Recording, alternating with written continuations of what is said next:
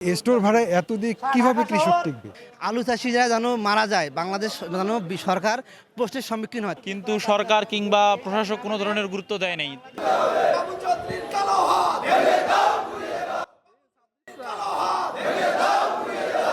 Store ভাড়াটা ব্যাপকভাবে বৃদ্ধি করা হয়। স্টোর ভাড়ায় এত দিয়ে কিভাবে কৃষক টিকবে? আপনি এখানে দেখেন, কৃষক যদি না টিকতে পারে কোনো দেশেই কিন্তু অর্থনীতি সামনে আগায় যাবে না। তো সেই হিসাবে দৃষ্টিকোণ দেখা যায় আমাদের কৃষক বান্ধব পরিবেশ হওয়া দরকার, এবং বাংলাদেশ কৃষি নির্ভর একটা দেশ।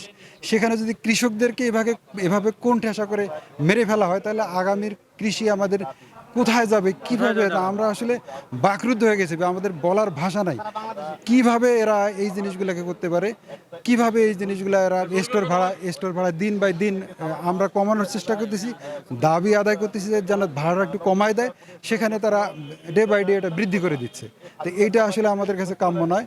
এই জন্য আমরা কৃষকদের নিয়ে, বিশেষ করে আলু চাষি বা অন্যান্য যে কৃষকরা আছে, কৃষকদের নিয়ে বিগত দিন থেকেই আন্দোলনটা হচ্ছে। আজকেও আমাদের এটা দুর্বার আন্দোলন গড়িয়ে দেওয়ার আজকে একটা আমাদের দাবি যে ভাড়াটা যেন অন্তত কেজি প্রতি 5 টাকায় আসে, তাহলে এটা একটা সহনীয় পর্যায়ে আসে। এতে কৃষকও বাঁচবে, যারা ভোক্তা আছে তারাও বাঁচবে। যার কারণে যদি স্টোর ভাড়াটা একটু কমানো হয় তাহলে কৃষকদের কিছু থেকে যায়।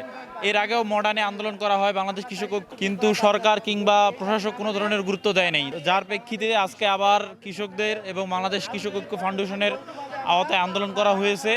এরপরে যদি বিপণন অধিদপ্তর কিংবা কৃষকদের সঙ্গে কোনো ধরনের কথাবার্তা না বলে, কিংবা আমাদের যে কৃষি মন্ত্রণালয়, বিপণন মন্ত্রণালয় আছে, সেখান থেকে যদি কোনো ধরনের শুরুরা না হয়, তাহলে বাংলাদেশ কৃষক ঐক্য ফাউন্ডেশন এবং কৃষকদের নিয়ে বিস্তর একটা প্রোগ্রাম কিংবা ধর্মঘট বা মানববন্ধন করার জন্য প্রস্তুতি চলছে। এক বস্তা আলু 60 কেজি রাখতে 430 টাকা স্টোরেশন নিচ্ছে। আসলে এখানে কিছু স্বৈরাচারের দোষর আছে, অস্থিতি একটা পরিস্থিতি সৃষ্টি করার জন্য। আলু চাষিরা যেন মারা যায়, বাংলাদেশ যেন সরকার আমাদের ভাড়া না কমিয়ে বাড়ানোর চেষ্টা করতেছে। আমরা চাচ্ছি যে 430 টাকার জায়গায় 250 টাকায় এক বস্তা আলু রাখার জন্য। অ্যাটলিস্ট আমাদের কিছুটা হলে বাঁচবে, না হলে একটা কৃষকের 3 ভাগের মূলধনের 2 ভাগে নষ্ট হয়ে যাচ্ছে। তাই যদি এই আজকে আমাদের এই দাবিগুলো আমাদের দাম নির্ধারণ না করে দেয়, সারা বাংলাদেশে স্টোর যে গেট আছে, আমরা এই গেট অবরুদ্ধ করে রাখবো। সারা ঢাকা শহরে দেশের সব কৃষককে নিয়ে আমরা দুর্বার আন্দোলন করে দেবো বাংলাদেশ কৃষক ঐক্য ফাউন্ডেশন ও আলাদা কমিটির পক্ষ থেকে। আমরা চাই এই সরকার এই স্বৈরাচারদের বিরুদ্ধে অবস্থান করে আমাদের কৃষকদেরকে বাঁচাক। আমরা এই রোদে পড়ে এই যে আমরা আছি, আমাদেরকে বাঁচাক। ওই যে এসি রুমে বসে ওরা যে আমাদের ভাগ্য নির্ধারণ করে, ওদেরকে প্রতিহত করুক।